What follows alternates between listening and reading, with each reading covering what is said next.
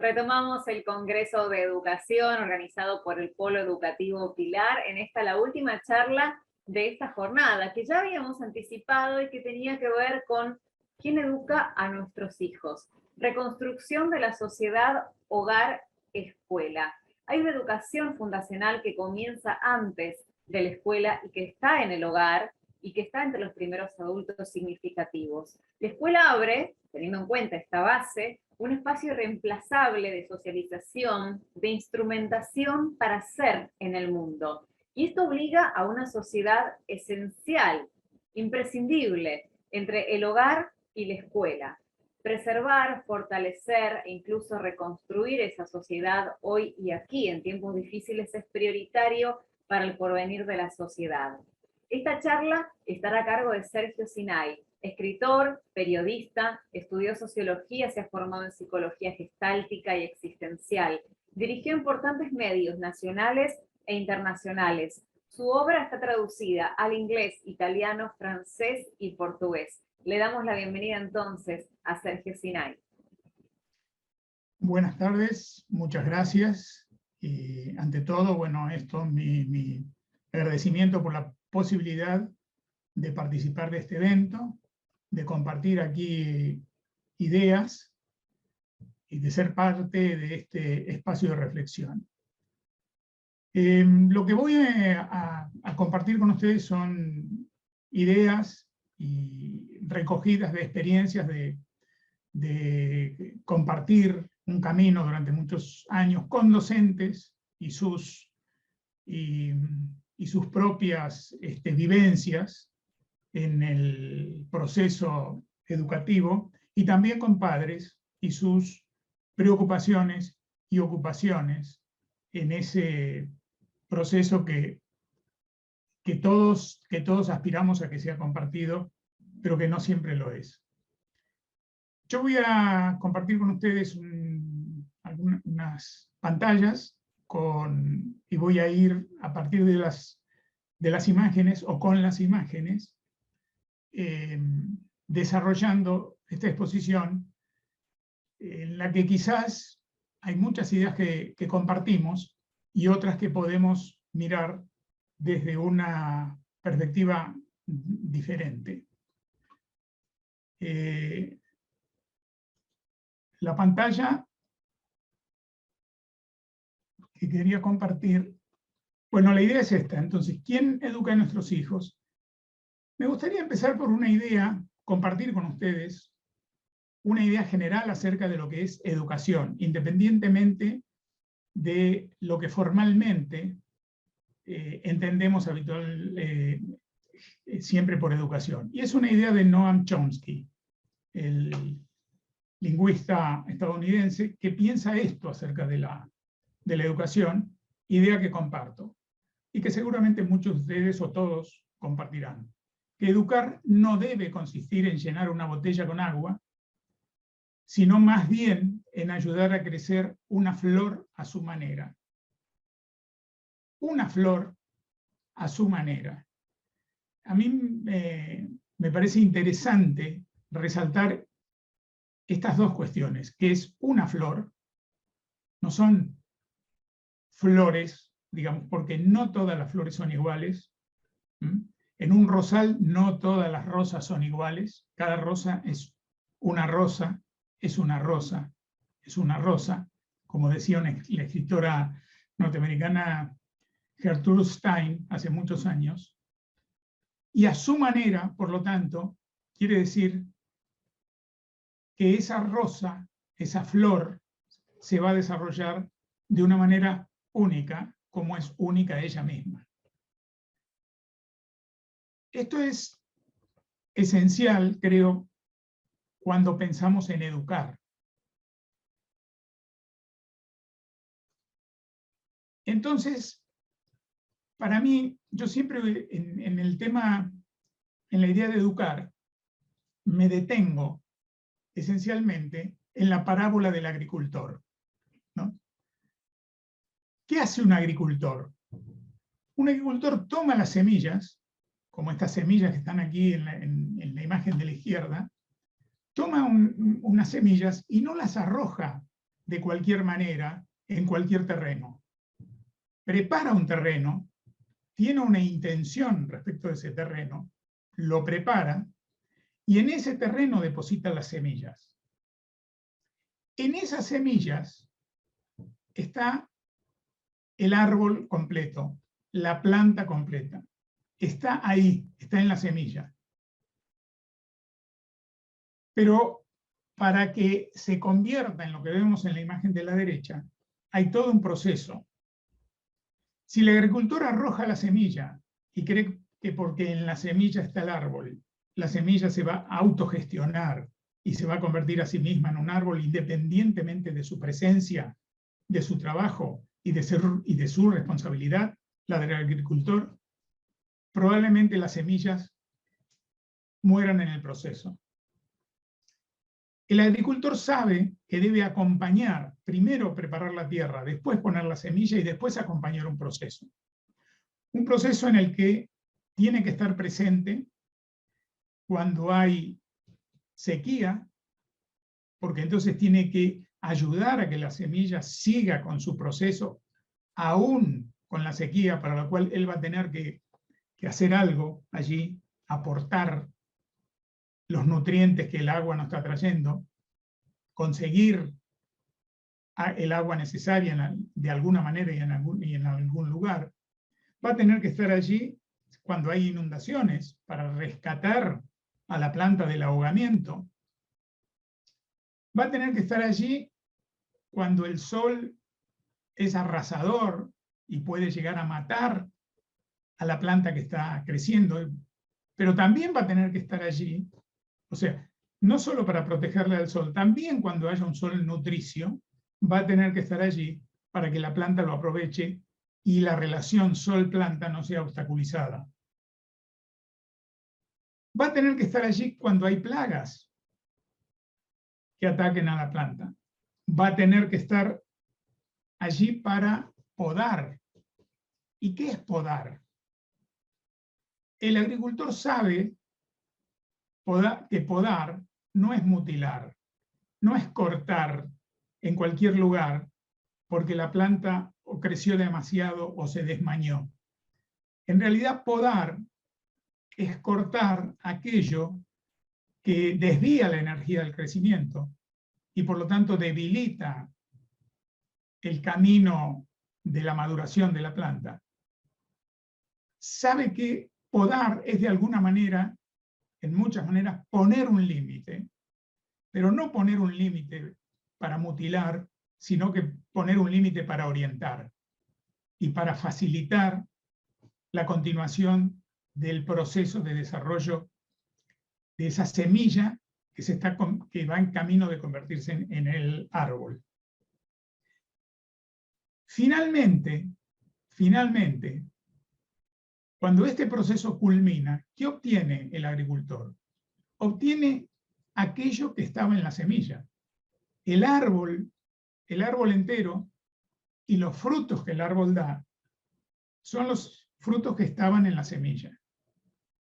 No obtiene de esas semillas la planta que él desea. Él no le impone a la semilla, digamos, aquella frase que dice que no hay que pedirle peras al olmo, viene perfectamente al caso aquí. Porque si estas semillas son de olmo, lo que él ha acompañado es el crecimiento de un olmo. Y si son de un peral, será el crecimiento de un peral. Pero si es un olmo, no le puede pedir peras al olmo, porque él acompañó, aun cuando desee peras, su participación, su responsabilidad ha sido en el desarrollo del olmo que estaba en la semilla. Él ha sido un gestor de eso, un acompañante, pero no ha sido ni el inventor, ni puede modificar lo que había en la semilla para orientarlo en la dirección que él quisiera. Este proceso, desde la semilla hasta el árbol con sus frutos, es un proceso que lleva además tiempo, que además de todos los esfuerzos y toda la presencia de la que hablábamos y en la cual el protagonismo del agricultor es esencial, se da en el tiempo. Un tiempo que no se puede apurar. Así como no se le puede pedir un fruto que no es propio de la semilla, tampoco se puede apurar el proceso. Se acompaña ese proceso con presencia, con responsabilidad, con trabajo, con cuidado, con los aportes que se pueden hacer, con la nutrición de todo tipo necesaria, pero no se le puede imponer un tiempo al proceso. Solo se acompaña ese tiempo. Los agricultores, en esta idea, son los padres, para mí. Son ellos, estamos hablando de una crianza responsable, de paternidades y maternidades con presencia, con actitud y con compromiso. Todo ese trabajo, todo ese cuidado, toda esa espera para ver finalmente el fruto de la semilla, requiere de alguna manera, para hacer un proceso absolutamente funcional y nutricio, de los aportes diferentes de los dos gestores iniciales de la presencia de la semilla. ¿Qué significa esto? Si educar es en primer lugar y fundamentalmente, en primer lugar cronológico y en primer lugar cualitativo, es hacer, como dice Chomsky, que esa flor sea una flor a su manera. Si ese es el proceso de la educación, comienza inevitablemente en la tierra donde está sembrada la semilla, que es el hogar. De manera que ¿quién educa a nuestros hijos?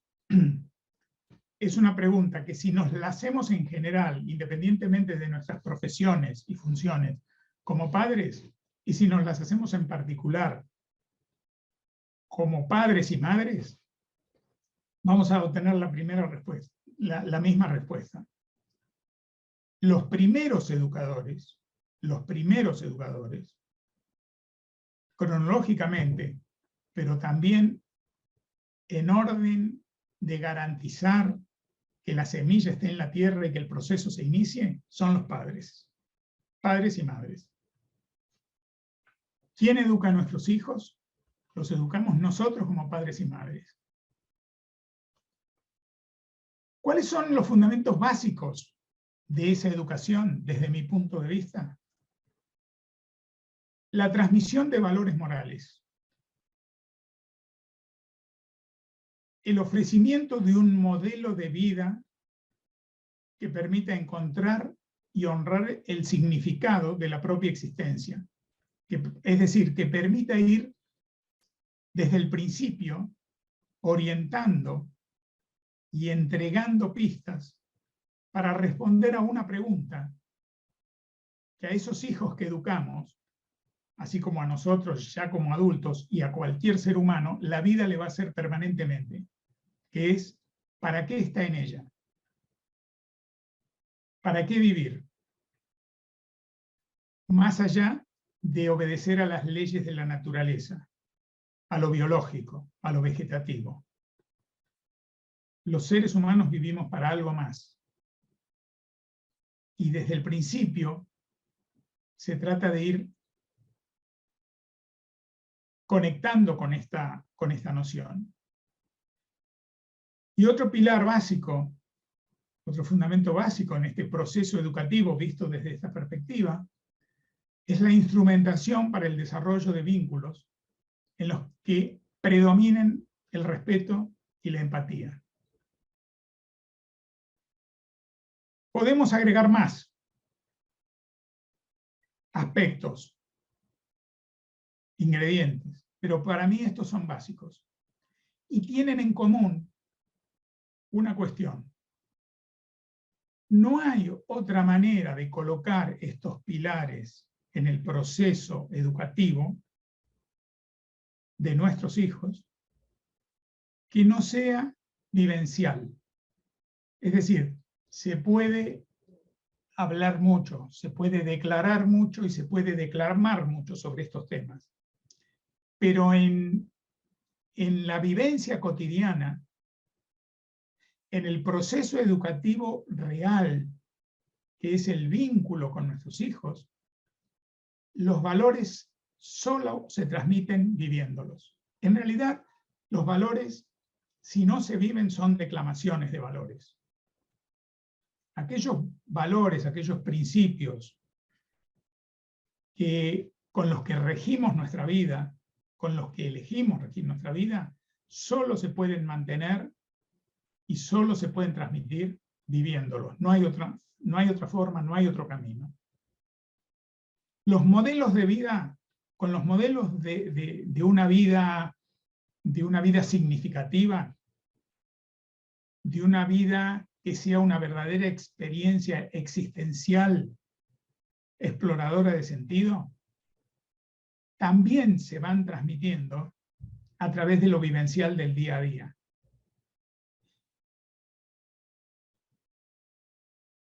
Y el modelo vincular, que va a estar basado sobre el respeto hacia el otro, sobre la empatía, sobre la capacidad de convivencia en la diversidad, solo se puede transmitir también, no a través de explicaciones, sino a través de experiencias reales vivenciales.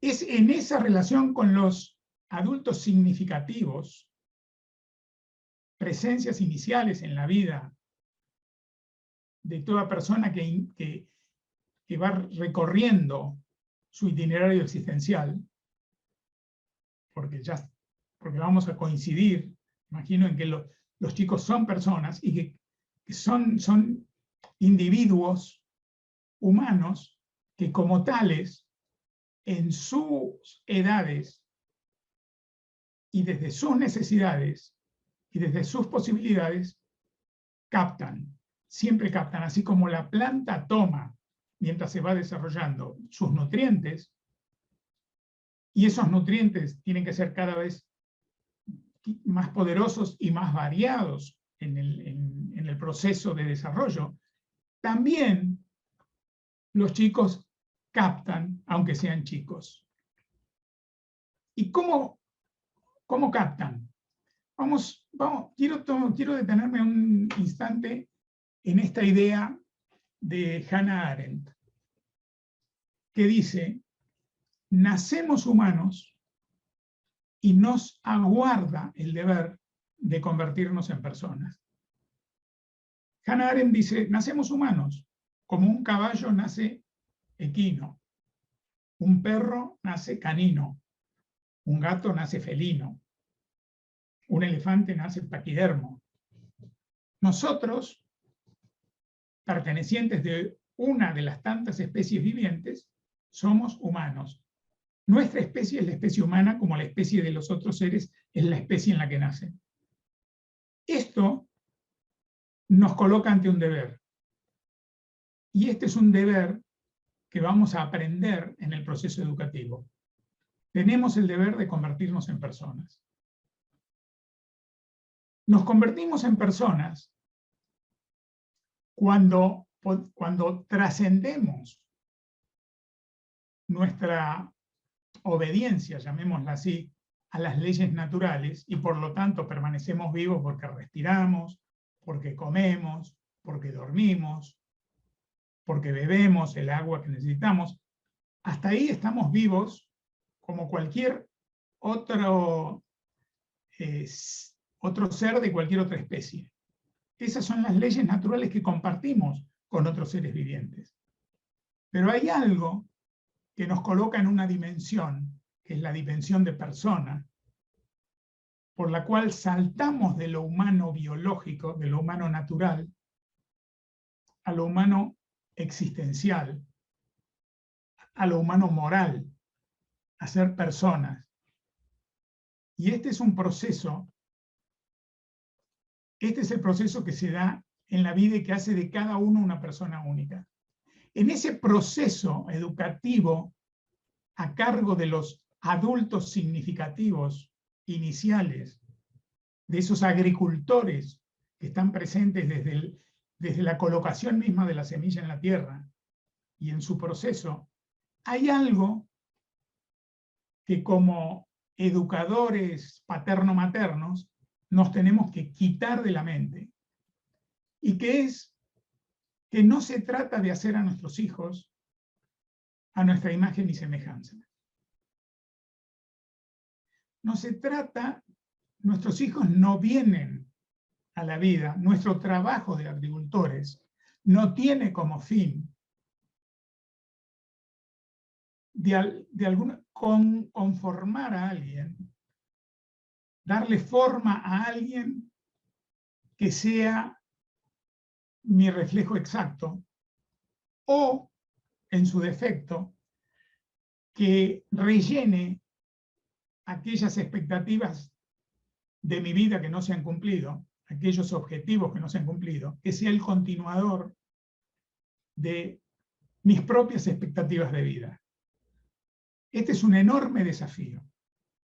El desafío educativo, inicial, fundador, fundacional, materno-paterno, es dejar en la vida seres autónomos. Ofrecerle al mundo seres autónomos, capaz de gestionar por sí mismo con herramientas existenciales que les son propias y que hemos ayudado a desarrollar de una manera que también es única y especial, porque así como nuestros hijos son únicos y son especiales, también lo somos nosotros. Entonces, a nuestra manera única y especial,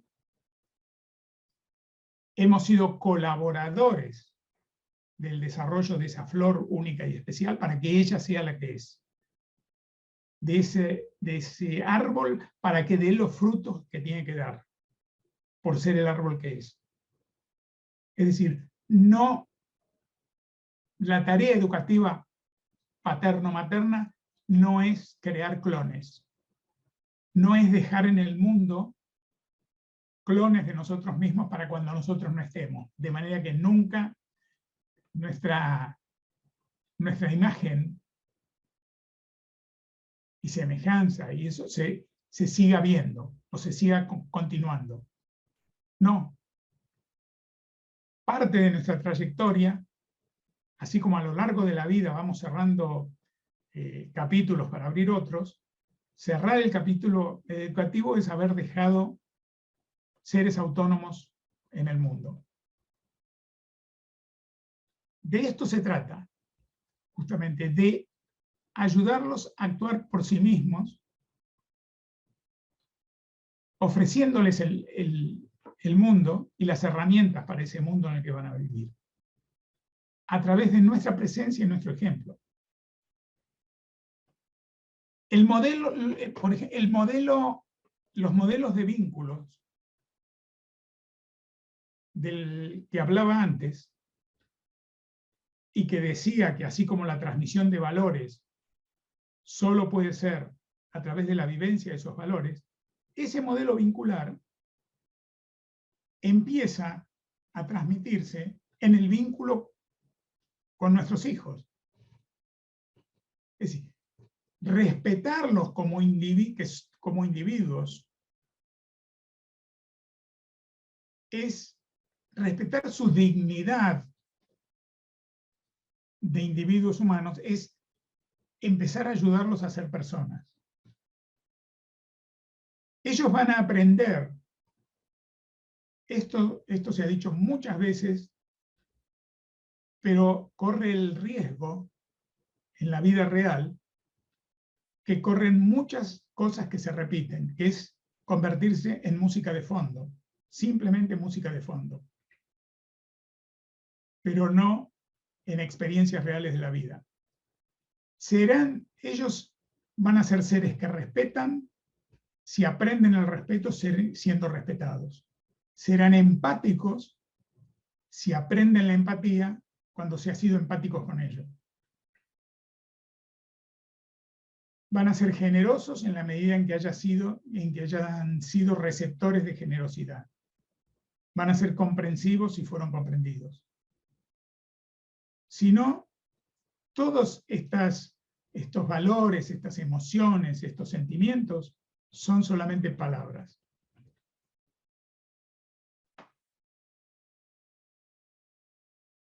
Y la empatía, y van a aprender a vivir en la diversidad cuando entiendan que la diversidad es la suma, como en esta madeja, de hilos de diferentes colores que terminan generando un ovillo que antes no existía, que puede ser compartido y que se ha enriquecido con el aporte de seres diferentes. Y esto es importante empezar a aprenderlo en la familia, con los adultos significativos cercanos, presentes desde el comienzo mismo de la vida. Y aquí, a mí me parece que esto es importante, porque hay que tener en cuenta que familia no significa somos todos iguales, pensamos todos diferentes y sentimos todos lo mismo. Porque a veces corremos el riesgo, muchas veces, de que el concepto familia sea un nivelador que nos deje a todos del mismo tamaño y de la misma forma. Y la verdad que el ámbito familiar, y esto es importante en la educación, en esta perspectiva de la educación, de la familia como ámbito educativo, el ámbito familiar debería ser el ámbito que habilite, enriquezca, permita y estimule las diferencias y la comprensión de las diferencias y el enriquecimiento desde las diferencias, pero como algo vivencial, como algo que se experimente, que nos atraviese en carne propia. Así es como se aprende a ser empático. Ser empático no es necesariamente sentir lo que el otro siente, sino comprender que el otro siente algo que quizás yo he sentido a mi manera o que yo podría llegar a sentir. La diversidad respetada es aquella diversidad que permite que cada uno aporte lo suyo que cada uno sea la pieza de un rompecabezas que va más allá de cada una de esas piezas, pero que no es posible ver completo y entender la imagen completa si una de esas piezas falta. Sabiendo también que la pieza por sí misma no es la figura entera. Este es un desafío enorme. Y es un desafío enorme para nosotros como padres y madres educadores, porque muchas veces ese proceso educativo también es para nosotros, porque a veces tenemos que aprender a lidiar o a aprender y comprender lo que es la frustración.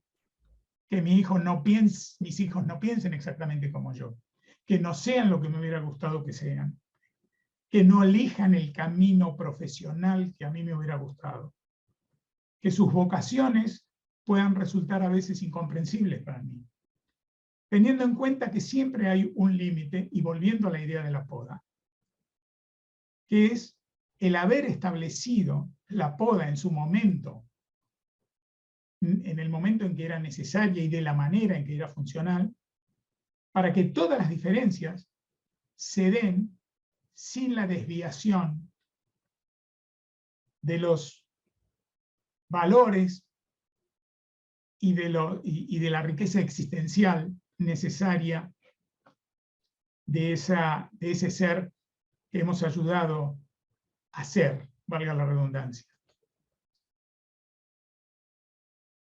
Y esto de transmitir un modelo de vida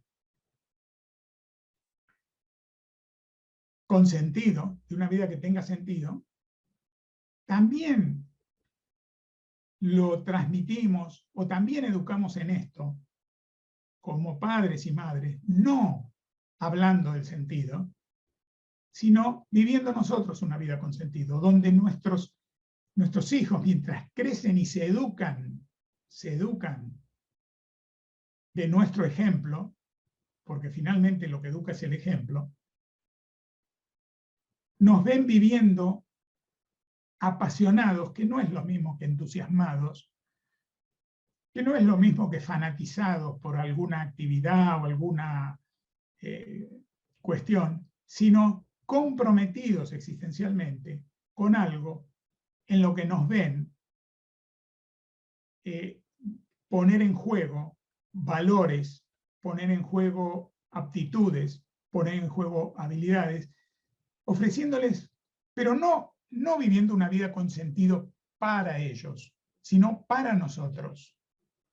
Porque un ser humano que no explora el sentido de su propia vida, poco puede transmitir a otros en este sentido y probablemente viva una vida teñida por una angustia existencial. No porque no encontró el sentido, sino porque no lo buscó.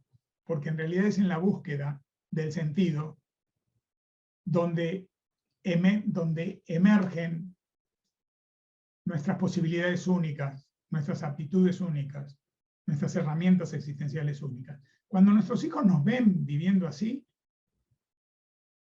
en su inconsciente y después aflorando en su conciencia va a aparecer una idea.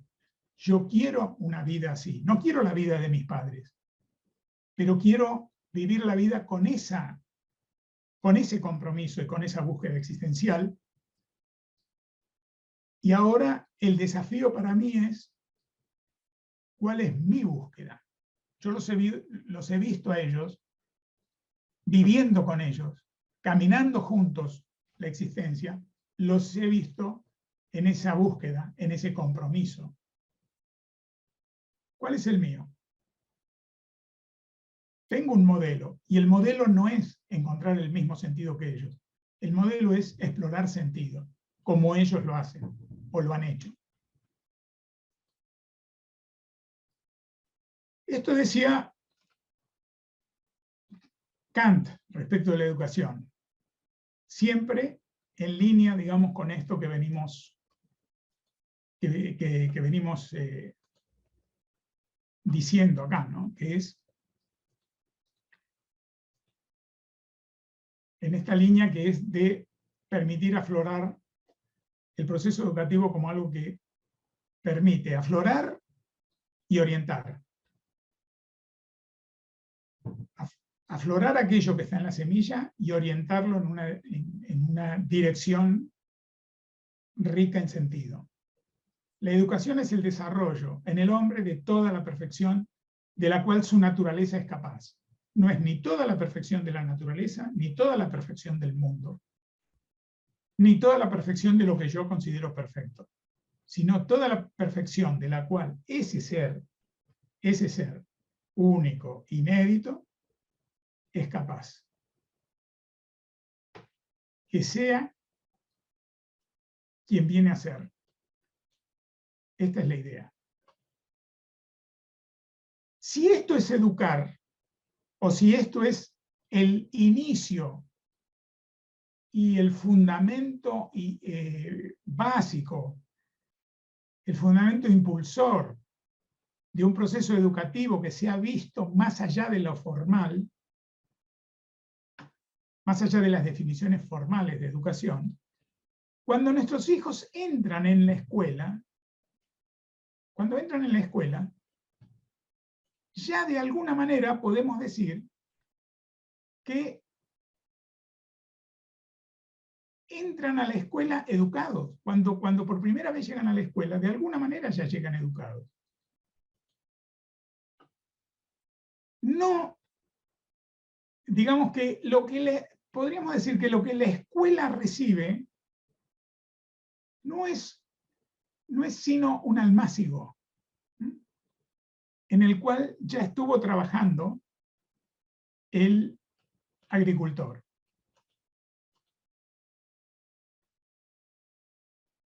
Están educados de alguna manera, y educados no quiere decir necesariamente bien educados, quiere decir educados en el sentido de transmisión. Están educados en materia de valores, están educados en materia de vínculos, están educados en materia de conectar con la vida más allá de lo inmediato, de lo divertido, de lo placentero, que no está mal, pero que no termina ahí. Y no es una educación que la tengan quizás absolutamente consciente, pero están impregnados de esto. Lo que a quienes acompañamos en la escuela y quienes ingresan a la educación formal son individuos que están en el camino de su construcción como personas y que ya vienen en ese camino educados. Por eso digo que lo que entra en la escuela, lo que la escuela recibe, en este sentido es un almácigo. Y aquí empieza el papel de la escuela, que no es menor, que no es reemplazable, sino que es el papel complementario que la escuela empieza a cumplir en un momento de este proceso educativo global y total de la construcción de una persona.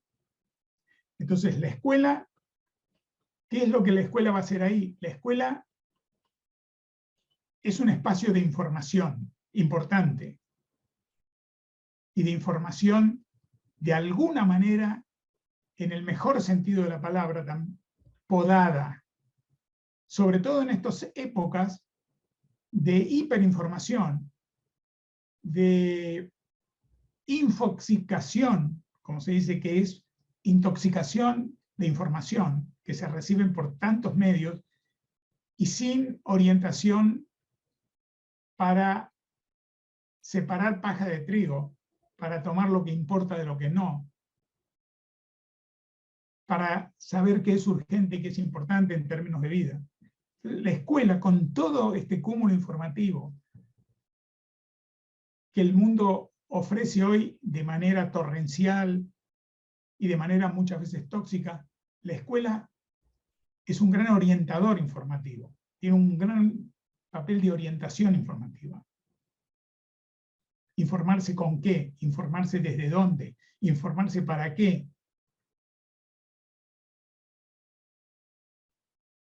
Incluso en la misma información, saber cómo valorarla y cómo encontrar las raíces de esa información para saber si es verdadera y si me es útil.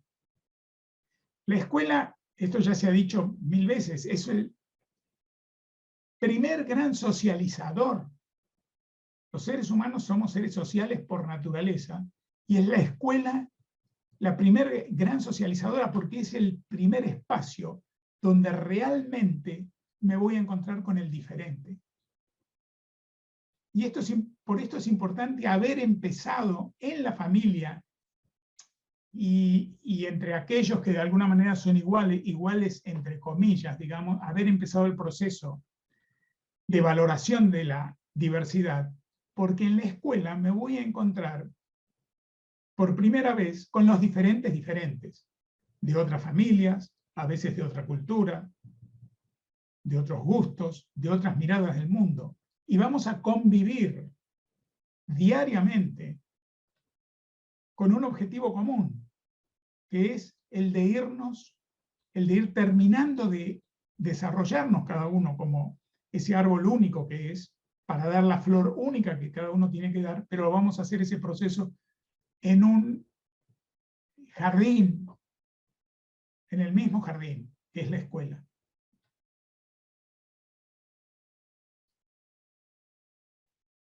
La escuela es el gran instrumentador para el mundo en el que vamos a vivir y en el que nos vamos a ir insertando cada vez más y viviendo cada vez con mayor intensidad nuestras experiencias y teniendo vivencias cada vez más distintas y diversas. La escuela es la que nos ofrece las herramientas para existir en ese mundo, guiarnos en ese mundo, entender ese mundo, y también para ir depositando en ese mundo aquello que tenemos cada uno de nosotros tiene de único. Y finalmente la escuela es ese centro comunitario que liga a todos aquellos espacios educativos iniciales, todos espacios de adultos significativos donde cada uno de estos individuos que van en camino de ser personas inició ese camino. La escuela los recibió y desde esta recepción continúa ligada a cada uno de esos espacios diferentes que tenían una misión, que fueron espacios de educación inicial, desde donde recibe a aquellos individuos que la escuela, va a terminar de acompañar en la formación para devolverlos a ese espacio comunitarios como personas con instrumento. Por supuesto que todo esto que estoy diciendo se puede decir, desde un deseo hasta una teoría, pasando por todas las categorías de aquello que en definitiva podríamos llamar debería ser. En algún tiempo lo fue, quizás no de la manera idealizada en que a veces lo recordamos, pero sin embargo lo fue. Hoy es más difícil, porque las familias se educan en un mundo difícil y la escuela tiene que cumplir con todo esto en un mundo difícil.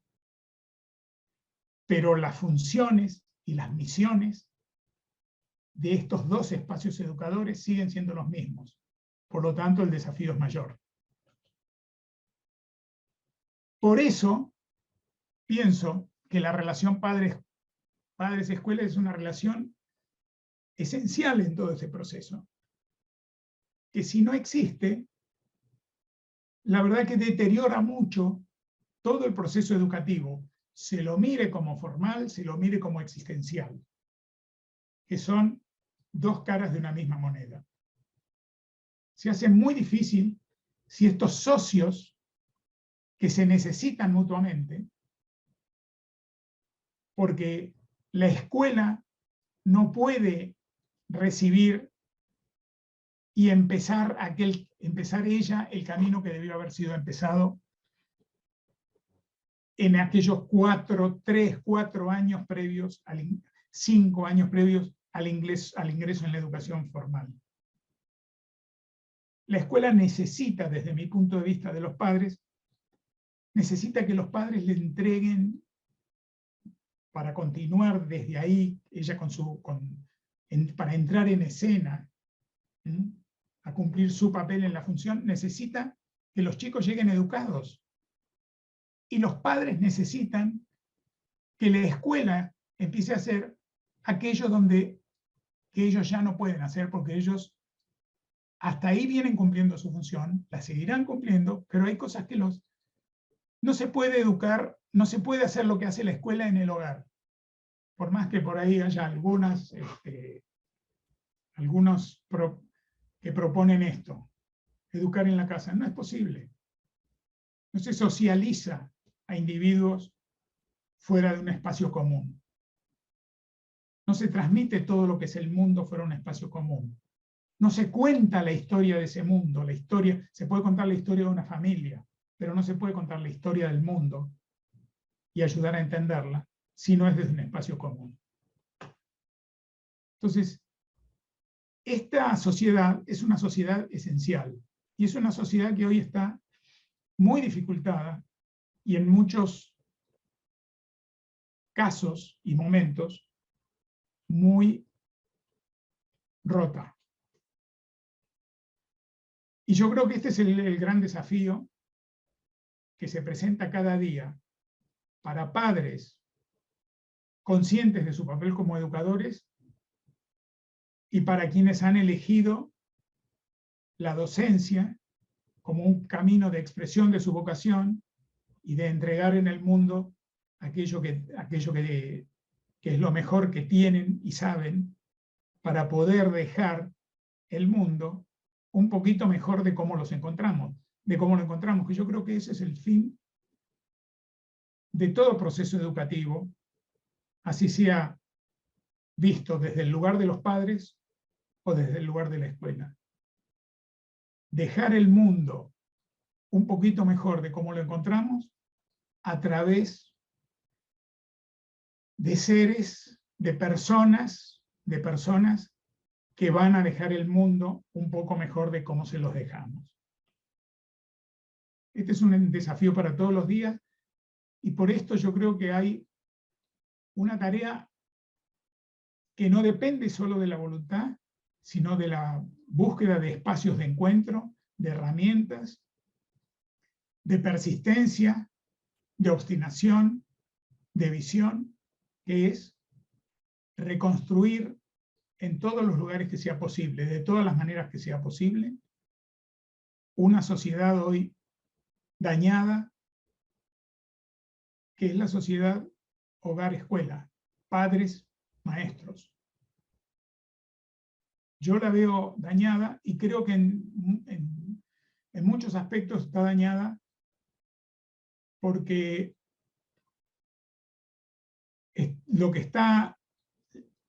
la escuela se encuentra con muchos problemas de muchos tipos, que van desde técnicos, económicos, políticos, lo que se quiera. Es un momento, no soy docente, pero vivo en este mundo, conozco docentes, voy a colegios y sé que es un momento difícil para el ejercicio de la docencia.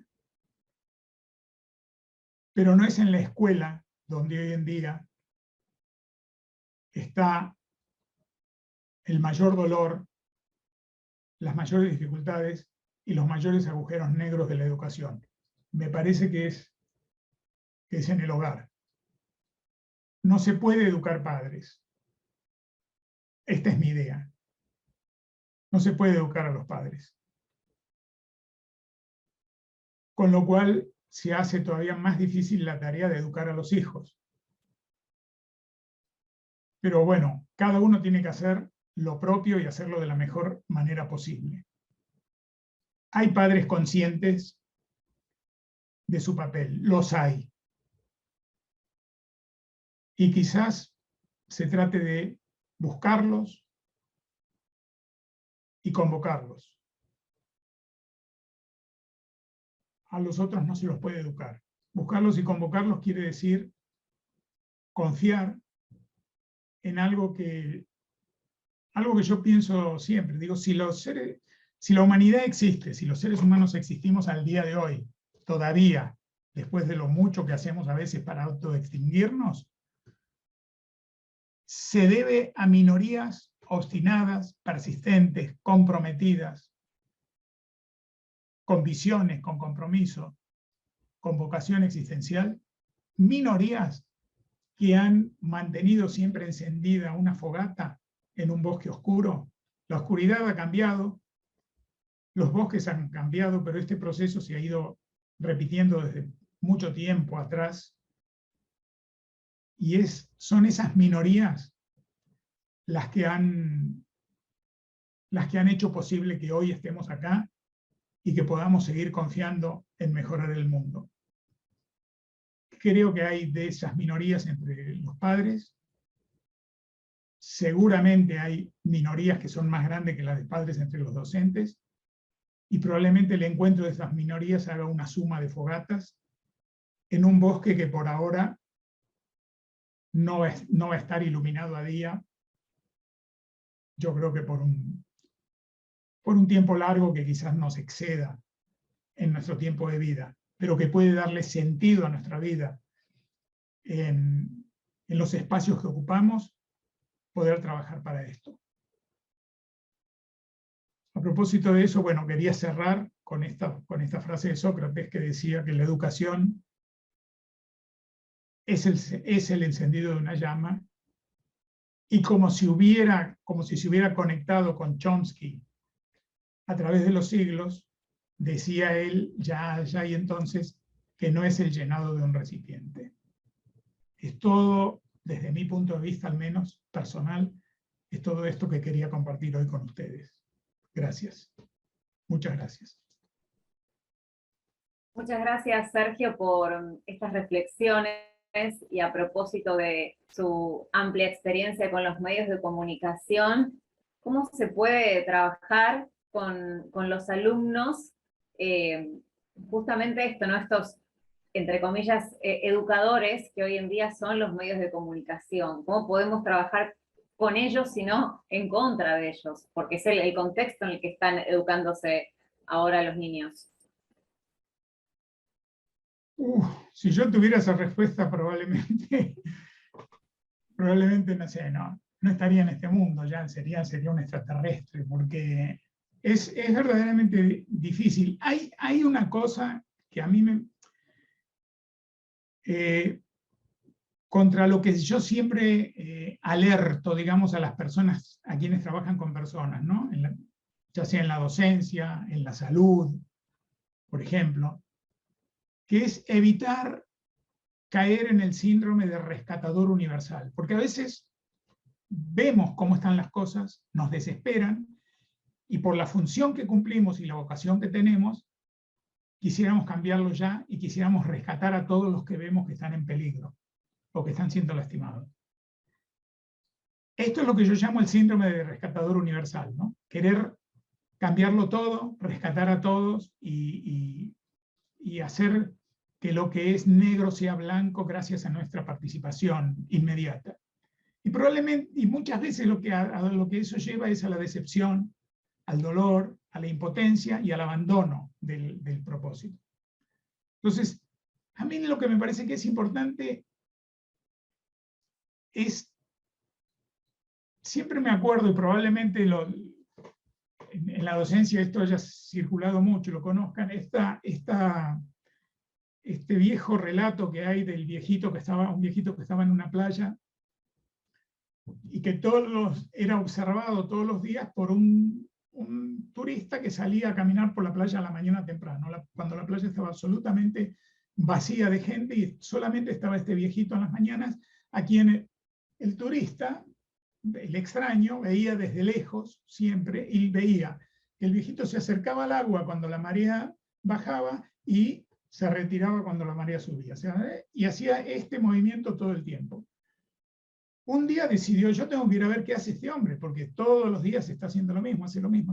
Fue, se acercó y le preguntó, le digo, mire, y le dijo, mire, yo lo estoy viendo a usted desde hace ya un par de semanas, que usted todas las mañanas desde muy temprano hace este movimiento, va hacia el agua, vuelve, va con la marea hacia abajo, vuelve con la marea hacia arriba. ¿Qué es lo que hace? Dice, mire, yo lo que hago es, trato de rescatar estrellas de mar, y levanta una estrella de mar que trajo la marea. ¿Ve? Porque las estrellas de mar, fuera del agua, se secan al instante, mueren en el instante. Entonces yo agarro una estrella de mar y la tiro al agua rápidamente. Cuando la marea la deposita acá, la tiro al agua. Y después vienen, tira otra y... le dice, sí, pero usted tira una y la estrella de mar y la marea le trae cientos. Entonces, usted salva una, pero los otros cientos mueren. Así que, discúlpeme, con todo respeto, lo que usted hace no tiene mucho sentido. En ese momento, ese señor, el viejito, tenía una estrella de mar en la mano y le dice, ¿ve esta? Sí, le dice, y la tira al agua, que en ese momento dice, para esa tuvo sentido. Entonces a mí me parece que el trabajo es estrella de mar, por Estrella de Mar. No salvar a la humanidad, salvar humanos. No salvar a toda la humanidad. Trabajar con personas, con las que se pueda. Porque cada uno de aquellos que entiendan, o cada uno de aquellos con quien podamos rescatar de esta infoxicación de la que hablabas, va a ser, para hablar en términos de hoy, de lo que estamos viviendo, va a ser un portador de un virus, pero de un virus saludable. Y va a ser y hay que convertirlo en una persona contagiosa, muy contagiosa. Entonces, y un docente trabajando todos los días, en el día a día, con los alumnos, detecta rápidamente a quienes pueden ser portadores del virus. Y trabajar con ellos. Esto no quiere decir desatender ni abandonar a nadie, pero poner el acento en la tierra fértil, donde una semilla puede prosperar. Sergio, muchas gracias por formar parte de este Congreso de Educación. Gracias por las reflexiones. Al contrario, muchísimas gracias. Para mí ha sido un privilegio. Vuelvo a agradecerlo y espero que termine con muy buena cosecha para este Congreso, para continuar con esta idea. Gracias.